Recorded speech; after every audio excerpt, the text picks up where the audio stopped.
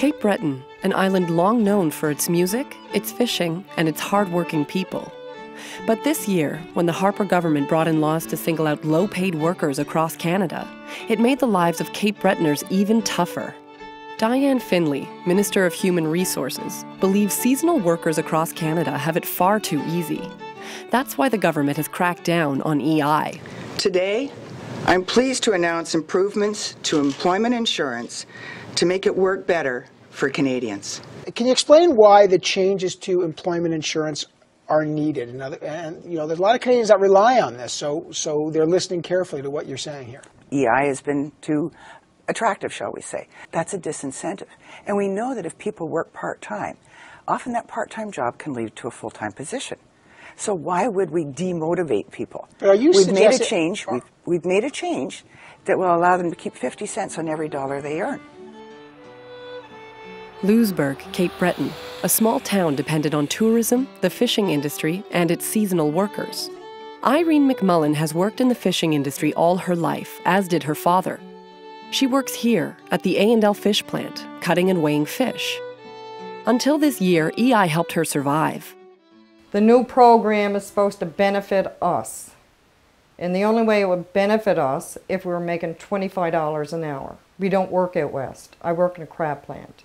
If I go to work for $10.50 an hour, it really works out that I'm only making $5.25 because the unemployment takes half. I'd honestly love to see Stephen Harper come and walk in my footsteps for one day. I bet you things would change. The 50% clawback has affected all seasonal workers.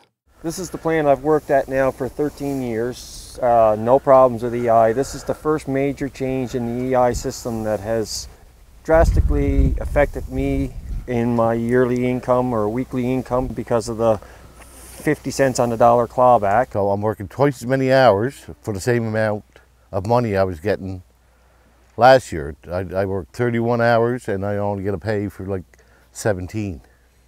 The Harper government says it wants to encourage people to find full-time jobs. The problem here in Cape Breton is there aren't a whole lot of full-time jobs that are, paying much more than minimum wage. Even if you can get a full-time job minimum wage, it's still not the answer. Like, it's still not a lot of money. These sudden EI changes have left Cape Bretoners feeling suspicious. The Harper government has a grand scheme to do something different with Atlantic Canada Fisheries. I believe they want to privatize it. They already stated that they wanted to allow these small fisher operations to be sold to corporations. But I think the sad part of it is they're going after the little guys on the bottom, the workers. The workers are on the bottom. Whether you're working on one of these boats or you're working in a fish plant, the two shots are through the EI. So I think the Harper government's going after them through the EI, through these fishing communities. If you attack these people and say, well, you cannot get your EI, or you cannot work that one day when a boat of herring or mackerel come in, you're really forcing these people to leave these communities. So when these people are forced to leave these communities, there's nobody going to help on the boats, there's nobody going to help in the fish plants. So I think there's a bigger picture here, and it's to chase the people off these small communities. If you do take your family out west, you got to sell your home. Who's going to buy a home around here now? Everybody's moving out west. Therefore, there's no market. You just lost all the money you invested into your home. Your car, you got to try to sell everything. Take the whole family out. If you try to go out there and you come home, what are you? You're back on EI, coming home in the off season out there, trying to live a double life. It's showing again, the government is only helping the ones that earn a need.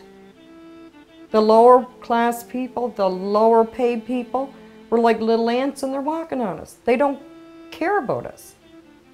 But we still pay our taxes, we still give them their money, but they don't look to help us.